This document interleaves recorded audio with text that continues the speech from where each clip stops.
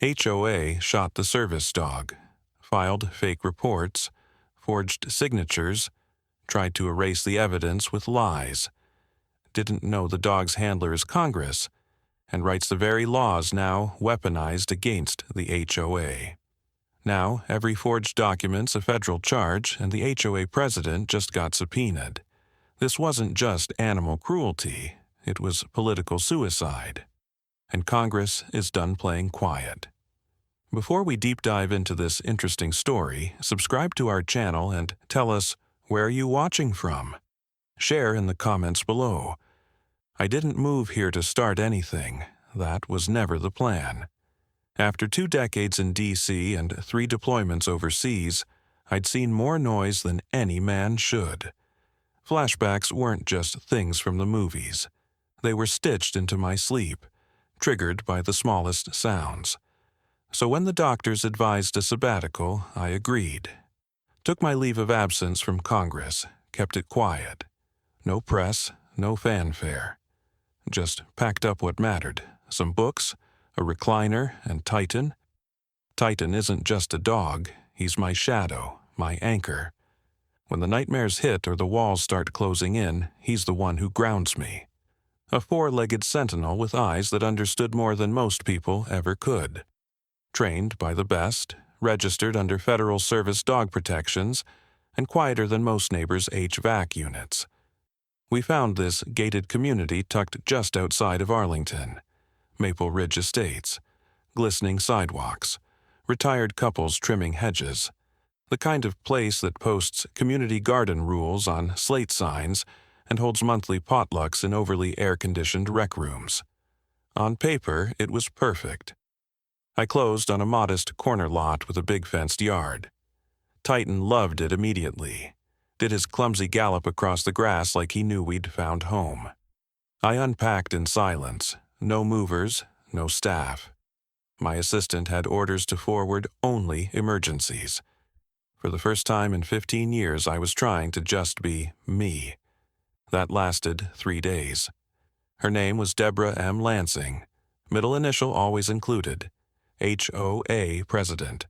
60-ish, tight bun, blue visor, and the kind of fake smile that doesn't reach the eyes.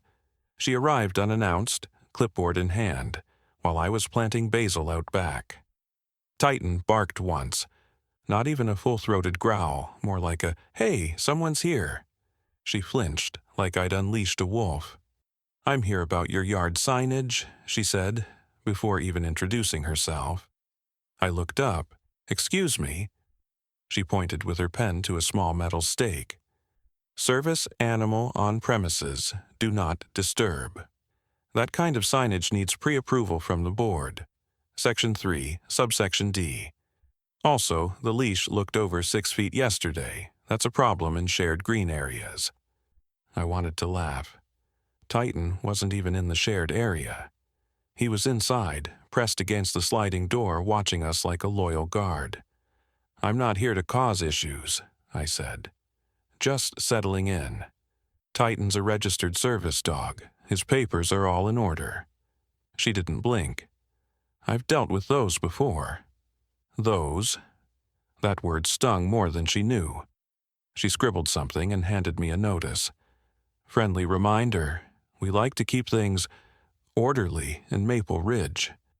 Then she turned and left, like it was routine, like she hadn't just cracked something sacred. I folded the notice and tossed it in the recycle bin without reading. I told myself to let it go. One awkward meeting didn't define a community. But the next morning, I found a bright pink slip taped to my door. Noise complaint. Dog barking. 10:32 a.m. Reported by neighbor. Warning issued. Titan hadn't barked at anything. I'd been sitting on the porch with him, sipping coffee and listening to birds. It was fabricated. Petty. Still, I let it slide, because I just wanted quiet. But as I would learn, Deborah Lansing didn't thrive in peace. She needed control, needed to be seen, obeyed, and feared. Her HOA wasn't a community, it was a queendom. And Titan? Titan was the first thing in years to challenge her illusion of power. She couldn't possibly know who I was. To her, I was just some lone guy with a big dog and a quiet attitude. Someone she could bend, fine, or file away. But some battles aren't fought on fields. Some start with a smile and a clipboard. And she had just declared war. It started with paper. Neatly folded, perfectly aligned, slipped under my door like some kind of suburban ransom note. At first, I didn't think much of it. Figured it was another friendly HOA flyer about lawn care or a barbecue I'd never attend. But when I opened it, the tone was unmistakable. This is an official courtesy warning in reference to Rule 14B of the Maple Ridge HOA Guidelines. No excessive or disruptive animal noise between the hours of 8 a.m. and 9 p.m. A complaint has been logged regarding sustained barking on the morning of April 6th. Please address this issue immediately to avoid further action. Sustained barking? Titan had let out 2 short woofs at a delivery truck. Not a tantrum, not a howl, just a service dog doing his job. And it wasn't even 20 seconds. I was standing right next to him, sipping my coffee. I crumpled the notice and tossed it. But the next day, another arrived, and the next. Each time, the language shifted slightly. No longer courtesy, but formal notice, then documented violation. They referenced the same rule, 14B, like it was gospel. There was no hearing, no neighbor's name attached, just anonymous complaints and a $25 fine stapled to the corner of each form like a badge of bureaucratic pride. I tried reasoning. Calmly. I emailed Deborah a copy of Titan's certification, ADA compliance documents, even a brief note from my therapist. I told her he was trained not to bark unless someone approached the property unannounced, that he was a medically prescribed support animal under federal law. She replied in 3 lines. Thank you for your note. However, HOA rules apply equally to all homeowners regardless of circumstance. Rule 14. B is non-negotiable. Regards, D. Lansing. I stared at her signature for a long time. That was the beginning of the squeeze. 1 week later, I received a letter informing me that Titan was temporarily suspended from accessing the community park until a noise compliance review could be completed. A dog suspended. As if this was grade school and he'd talked during a fire drill. No hearing, no appeal process, just revoked. And then came the neighbor whispers. I'd step out for a walk and feel it, eyes through blinds, conversations that stopped mid-sentence as I passed. A woman clutched her toddler closer one morning and crossed the street. A man with a pristine lawn made a point of adjusting his sprinklers as Titan and I walked by, spraying just wide enough to soak our legs. Deborah had done her work well. Quietly, subtly, she'd cast Titan as a threat, and me as irresponsible. It didn't matter that I was a decorated veteran, that I had served this country in more ways than I could name, that I was still a sitting congressman. None of that mattered here. In Maple Ridge, Deborah was queen, and the rules were her crown. One evening, I showed up to the community garden, a small fenced-in plot where residents could plant herbs or flowers, only to find the gate locked. A sign read, "Restricted to residents in full compliance with HOA standards." The lock was new. I looked up and saw her across the street, clipboard in hand, pretending not to watch. Titan sat beside me, ears perked, sensing something was off. "Is this about us?" I asked calmly. She didn't flinch. "Rules are rules, Mr. Blake. You'll understand, I'm sure." That name, the way she said it, with just enough emphasis on Mr. to remind me that here I was no one. No badge, no committee, just another box to be checked and fined. By week 3, I had received over $300 in citations. Each one cited continued non-compliance with Rule 14B, and each one added weight to a case I wasn't even allowed to argue. I wasn't invited to a board review, no one called to hear my side. I was being buried, not in law, but in paperwork. Quiet war by spreadsheet. I sat on my porch one night, Titan at my feet, his head on my knee. The moon was out, the neighborhood dark. Peaceful, on the surface. But I could feel it. This wasn't going to stop. This wasn't about noise. This was about control, about someone who needed to break me because I didn't bow. Titan shifted, letting out the softest exhale as if sensing my thoughts. I scratched behind his ears. "It's okay, buddy," I said softly. "She thinks we're weak. That's her mistake."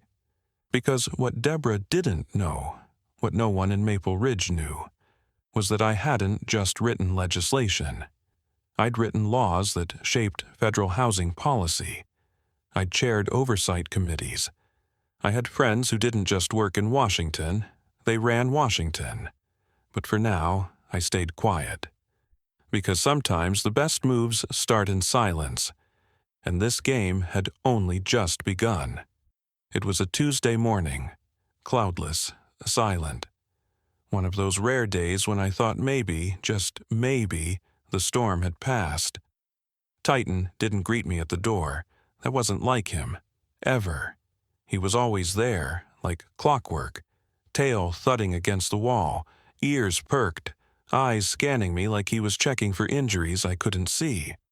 But that morning, the house was too quiet. I called out, no jingle of his tags, no shuffle of paws, just the low hum of the fridge and the thudding in my chest. I found him curled behind the porch, half-conscious. His breathing was shallow. His eyes were glassy. A thin, silver dart stuck out from the back of his hind leg. For a second, I didn't move, then everything kicked in. Military muscle memory. Scoop, carry, keys, engine.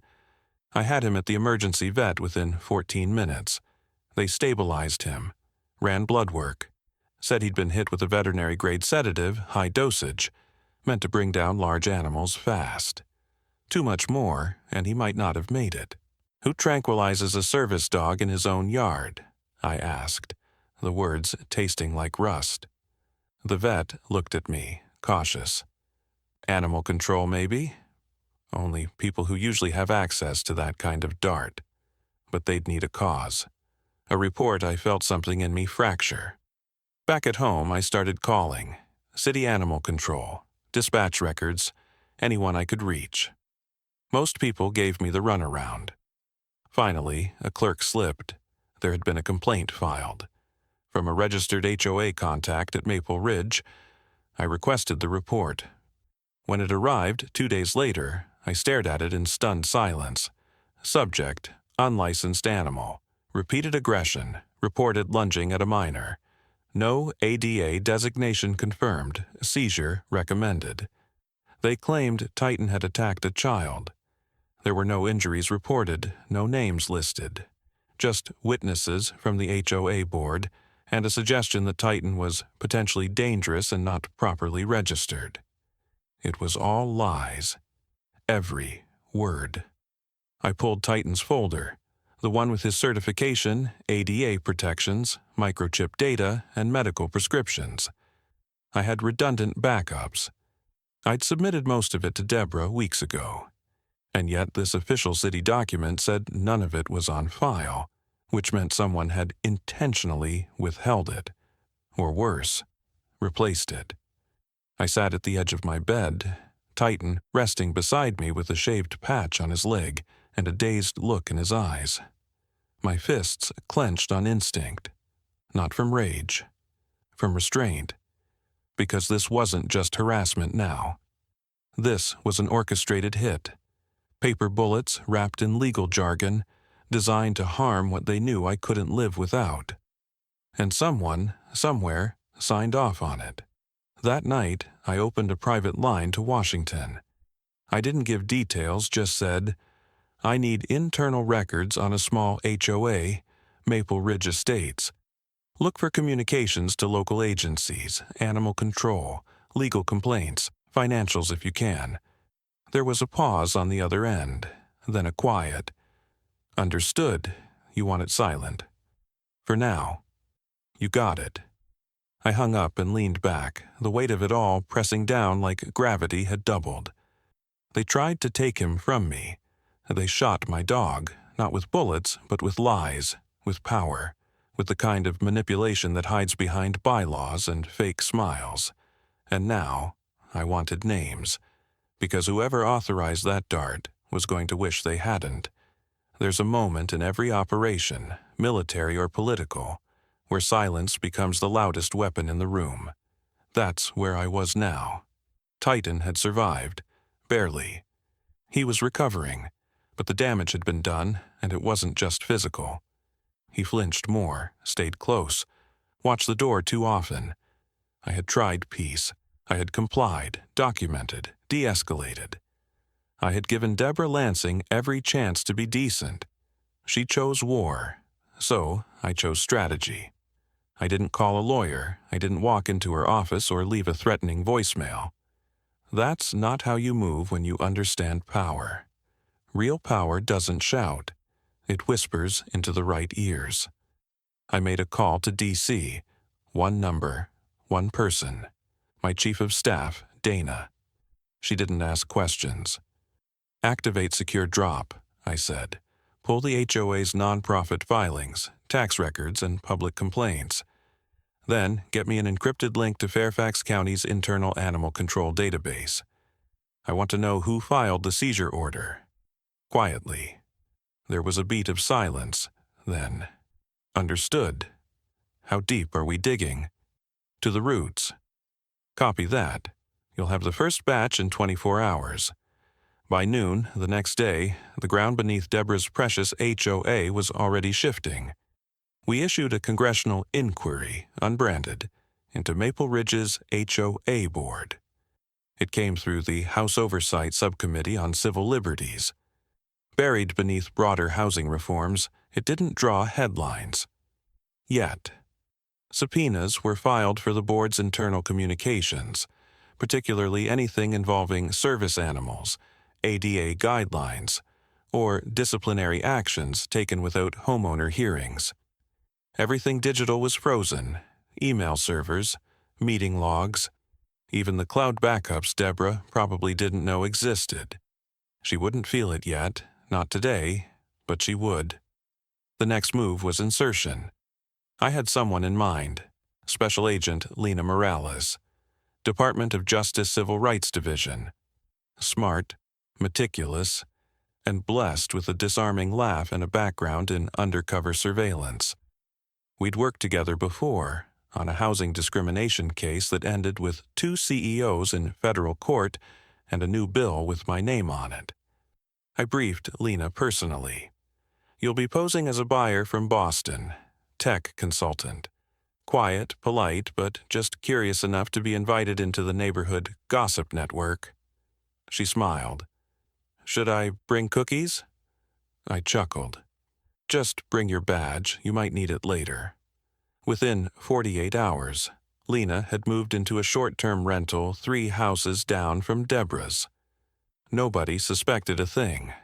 She introduced herself as Ellie, talked about her fake husband's transfer job, and showed just enough naivety to get invited to the next HOA mixer. The reports started trickling in. Deborah had already begun spinning her narrative about a problematic homeowner with a large aggressive dog who refused to follow basic community guidelines. She never mentioned my name directly, but everyone knew. The board parroted her words. Some were hesitant, but none objected. Then came the smoking gun. An email thread between Deborah and 2 board members dated the day before Titan was tranquilized. "We need to escalate. If he won't comply, we find another way. I don't care how special his dog is. It barks, it goes." Another message followed, time-stamped 5 minutes later. "Is James at Animal Control still friendly? I'll reach out." They were casual, bold, like they believed the law bent to them because it always had. But this time, the law was watching. We also discovered forged HOA complaint forms. identical handwriting, submitted under multiple names, signatures of neighbors who had since moved out or denied filing anything. The manipulation wasn't just targeted at me, it was structural, patterned, systemic. And now we had proof. I didn't announce my role, not yet. To Deborah, I was still just the quiet guy on the corner lot, the one with the dog and the bad luck. She had no idea that every decision she made was being logged, cataloged, and traced, straight to a subcommittee I once chaired. Every lie she emailed, every signature she faked, every step she took, she was walking herself into a federal case. All I had to do was let her keep going. Because when you sit in a position of real authority, the hardest part isn't striking back, it's waiting. And Deborah? She was about to learn what it meant to play chess against someone who wrote the board. Maple Ridge held its HOA board meetings on the first Thursday of every month, 6:30 sharp, in the community clubhouse. A beige little box with bad coffee and chairs too straight for comfort. It had the sterile feel of a dentist's waiting room, except somehow more judgmental. This time, I arrived early. Titan stayed home, resting. The place filled quickly. Residents trickled in, half curious, half oblivious. A few board members took their seats at the long folding table, surrounded by paper name placards and the illusion of power. And then she walked in, Deborah M. Lansing, clad in a pastel blazer and pearls, like she was chairing the Federal Reserve. She glanced at me, but said nothing. Just pursed her lips and shuffled her notes. The meeting began as they always do, with motions nobody cared about. Lawn maintenance, community garage sale, approval of last month's minutes. Then came the homeowner compliance violations. My name was third on the list. Deborah cleared her throat with practiced drama. Mr. Blake has failed to resolve multiple noise complaints. The board will now vote to escalate the matter to legal counsel and file a lien on the property if fines continue to go unpaid. She paused like she expected applause. I didn't speak, not yet. Instead, I let her continue, let her drag out her accusations, quoting bylaws with the self-importance of a TV judge. She never once mentioned the tranquilizer dart, never referenced the seizure, just talked about repeat violations and refusal to cooperate. She was halfway through citing Rule 14b again when a hand raised from the back row. "Excuse me," said a calm, neutral voice. It was Agent Morales, though tonight she wore khakis and a cardigan. Still, Ellie from Boston to most in the room. Deborah smiled politely. "Yes, ma'am, you'll need to submit questions in writing after the—" Ellie stepped forward, flipped open a small black folder, and placed it gently on the table. Inside were 2 federal subpoenas. Then she pulled out a second item, a body cam. "I'm not actually here from Boston," she said quietly, letting the room absorb the shift. "My name is Special Agent Lena Morales with the Department of Justice. I've been conducting a civil rights investigation into discriminatory enforcement and falsified documents related to service animals and ADA protections." The room froze. Deborah's face didn't change right away, but her posture did. She sat back like someone had pulled the air out of her spine. Lena continued, her voice clinical.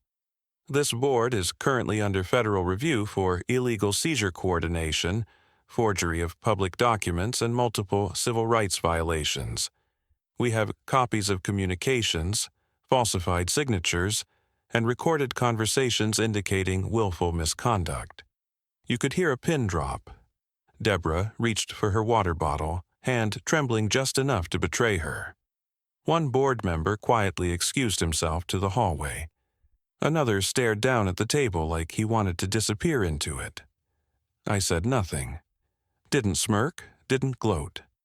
Just sat with folded arms and met Deborah's eyes with the same quiet she used to throw at me from across the street.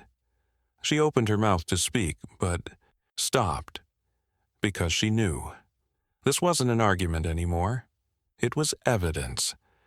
Agent Morales wrapped it up with professionalism, announcing the beginning of the audit process and notifying them that further contact with affected homeowners, particularly myself, was to cease immediately.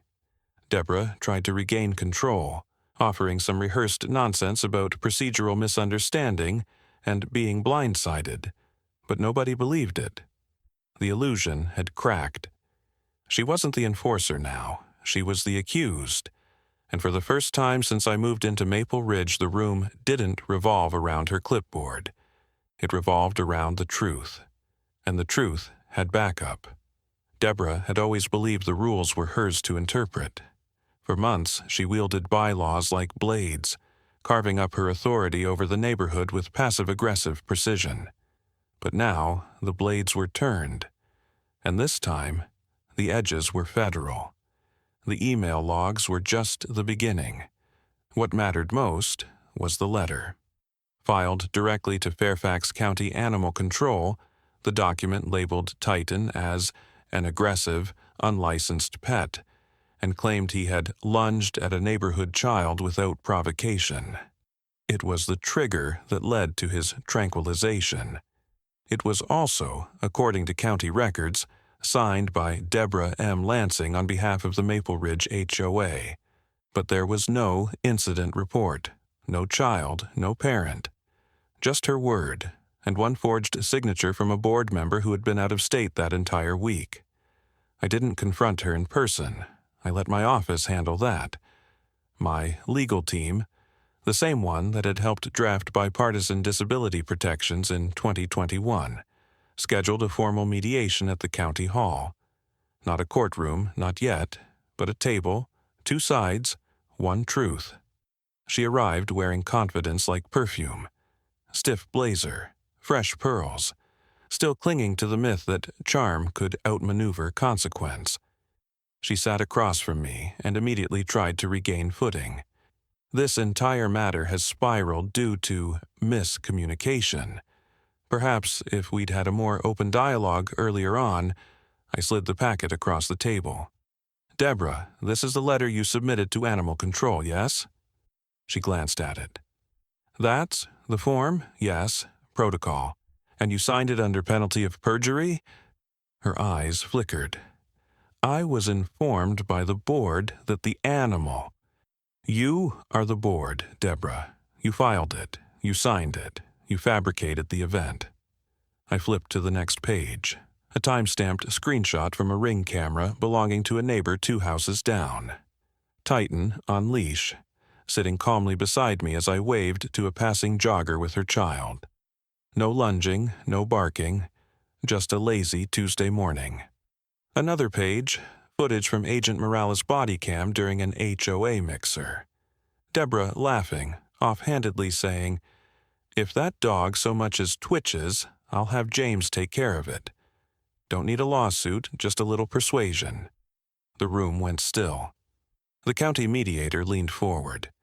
"Ms. Lansing, are you aware that falsifying a sworn document to Animal Control, leading to the unlawful seizure and injury of a federally protected service animal, carries civil and criminal penalties?" Deborah didn't answer. She didn't have to.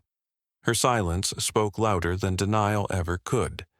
But what made it worse, what sealed her fate, was the insurance clause. The HOA's liability policy didn't cover unlawful acts, especially not ones carried out willfully by its president. That meant everything she'd done under the pretense of community authority now fell squarely on her shoulders. Personally, she tried one last push. "I'm sure we can reach an understanding. These things, they don't have to become headlines." I leaned forward. "They won't, if you meet the terms." She blinked. "Resignation, immediately. Public written apology, to me and to the community. And you will cover all of Titan's vet expenses, ongoing health evaluations and ADA legal fees, every cent out of pocket." Her face tightened, the mask cracking at the corners. "This is extortion," she hissed. "No," I said calmly. "This is leverage. You built your little kingdom on forged rules and fear. I'm just offering you a way out without prison bars." She stared at me for a long time, eyes full of the kind of rage that doesn't make noise, it simmers. Then she signed. The terms were recorded, notarized, and sealed. She walked out of the room like she still had control. Head high, shoulders stiff. But that was the thing about Deborah. She never knew when she'd already lost. Because this wasn't the end of the game. This was just the public beginning of the fall. It started with a headline in a small local blog. HOA president faces federal probe after harassing disabled veteran with service dog. Harsh, but local. Contained. I figured it might rattle the neighborhood for a week or two. Maybe get shared in a couple HOA Facebook groups. But the internet doesn't do contained. Within 24 hours, the headline was on the homepage of 3 major regional outlets. Within 48, national networks were circling. And by the end of the week, I woke up to a push alert from CNN. Congressman targeted by HOA president in alleged ADA violation scandal. They didn't know, at first, that I was the veteran. That I was the man Deborah had tried to bury under fines and false complaints. That the quiet guy on the corner lot with the golden retriever and the dark circles under his eyes wasn't just a former service member. He was a sitting congressman on leave. But once that part hit, it exploded. Every news cycle led with the same stunned tone. The congressman next door. Photos of Titan recovering in a veterinary clinic ran side by side with screenshots of HOA notices stamped violation. Interviewers tried to track down neighbors. One of them, to her credit, said on camera, "That dog never barked." Honestly, he's better trained than most of our kids. I didn't ask for the attention, didn't stage a press conference. But the moment was bigger than me now. ADA groups rallied behind Titan. Veterans advocacy coalitions issued public statements.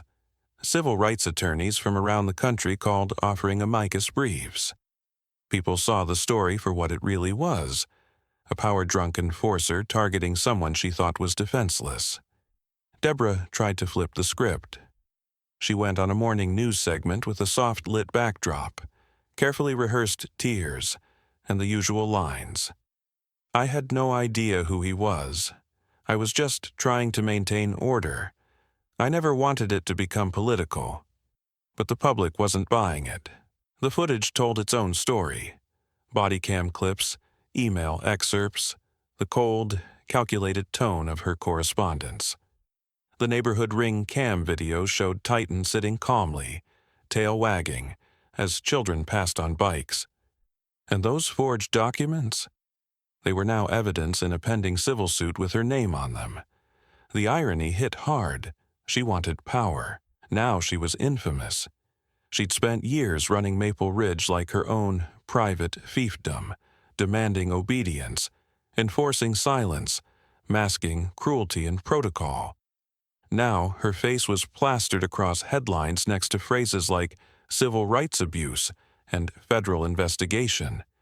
She had wanted to feel untouchable. Now she couldn't walk into a grocery store without whispers. As for me, I stayed mostly quiet. No interviews, just a single statement released through my office. I came to Maple Ridge to heal. I asked for nothing but peace, and the freedom to live with my service dog under the rights granted to every American. I never expected to become a headline, but I'm glad the spotlight has finally found the right target. The shift was complete. I wasn't the target anymore, I was the symbol. And Titan? Titan became something more than my anchor. He became the face of a movement. By the time the indictments dropped, the press had stopped calling me for comment. They already knew the story wasn't about me anymore.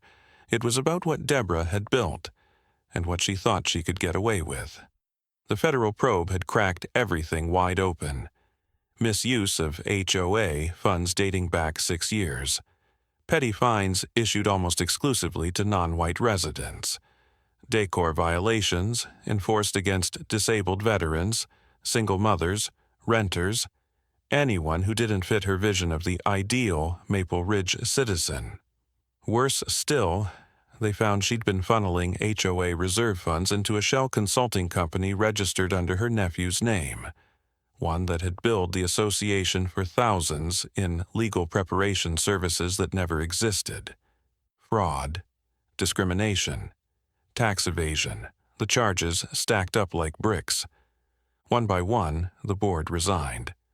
Some flipped and gave statements to avoid charges. But Deborah? She refused to admit defeat, even when the Justice Department handed her the indictment. Even when the cameras rolled and her lawyer started backing away slowly. Even when the neighborhood she once ruled stopped speaking her name in public. She still walked like the pearls around her neck meant something. But that walk finally ended on the steps of the U.S. Capitol. The final twist? She was subpoenaed to testify before a congressional subcommittee investigating HOA corruption and civil rights violations. My subcommittee. The irony was thick enough to choke on. To preserve procedural integrity, I formally recused myself from the hearing. But I wasn't far. I took a seat in the second row of the gallery, Titan at my side, lying calm beneath the bench like he belonged there, which, in a way, he did. Deborah entered the chamber in a gray blazer and handcuffs. No pearls this time. Her eyes scanned the room and locked on me for just a second, long enough to know. This was the moment. She was no longer the authority in the room. She was the defendant. The chair opened the session with the usual formalities, then read aloud a summary of the charges. The words echoed through the marble chamber. Willful violation of Americans with disabilities. Act Title II. Provisions. Falsification of sworn testimony. Financial misrepresentation of nonprofit funds. And pattern-based discriminatory enforcement under the guise of community policy. Deborah didn't speak at first. When prompted, her voice came out brittle. None of this was personal. I followed the rules. A silence fell. One of the representatives leaned forward. "Ms. Lansing, do you understand that you wrote the rules?" She blinked, but didn't answer. As the testimony continued, they played the body cam footage from Agent Morales, the fake incident reports, the financial audits, the board minutes Deborah had signed approving her nephew's contract. And then they showed one final image. Titan, lying on the vet's table, sedated and still. The room didn't gasp, but it felt like it wanted to. In that moment, the soul of the story wasn't a law or a headline. It was a golden retriever who never asked for a fight, and who had become collateral in someone else's hunger for control. Titan stirred beside me, sensing the shift. He nudged my knee with his snout. I placed a hand on his head and kept my eyes forward.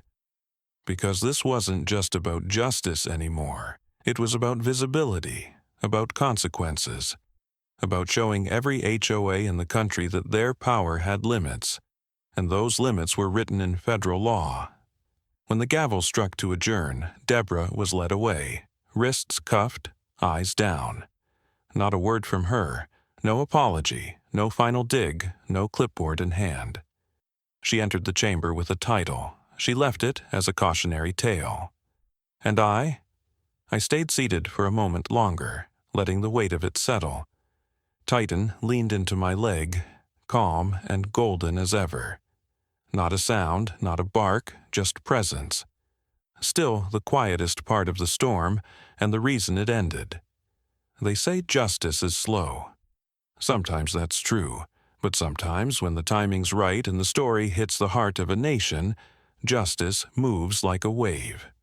I introduced the bill 6 months after the hearing. Its official name was long and technical, something about ADA enforcement extensions and HOA non-discrimination clauses. But no one called it that. Everyone called it Titan's Law. It started small.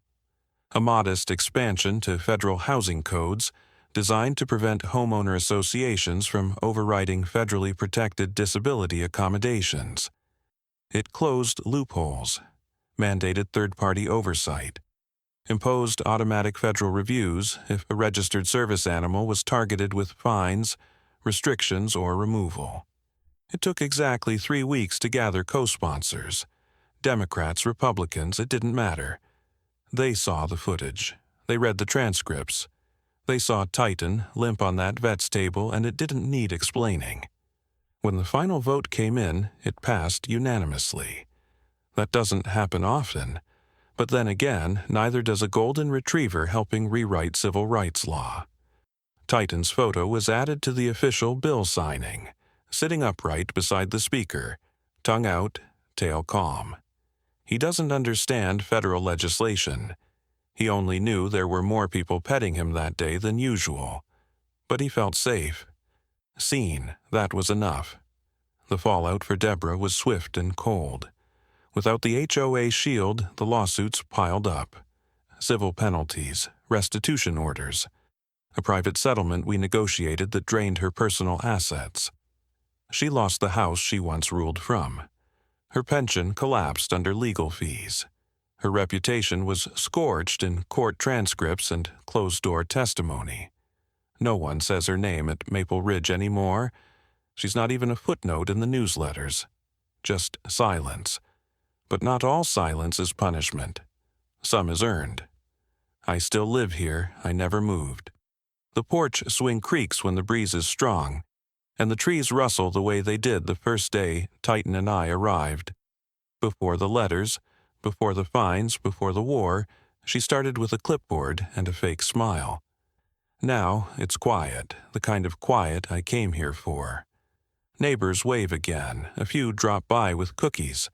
One of them recently asked if we'd consider starting a neighborhood watch, not for enforcement, just for connection. I nodded, said I'd think about it. Titan still patrols the edge of the lawn in slow, deliberate loops, pausing at the porch steps like a sentry who's finally allowed to rest. Sometimes kids pass by on bikes and call out his name. He wags, but doesn't bark. He never barks. He just watches the world go by, free, safe, home. And me, I stopped needing the quiet. But Titan earned it. If you believe power should answer to truth, you're already one of us. We don't just tell stories, we expose systems. Stick around, because the next HOA isn't just breaking rules, they're hiding bodies in the bylaws, and we're just getting started. Titan's watching. So are we.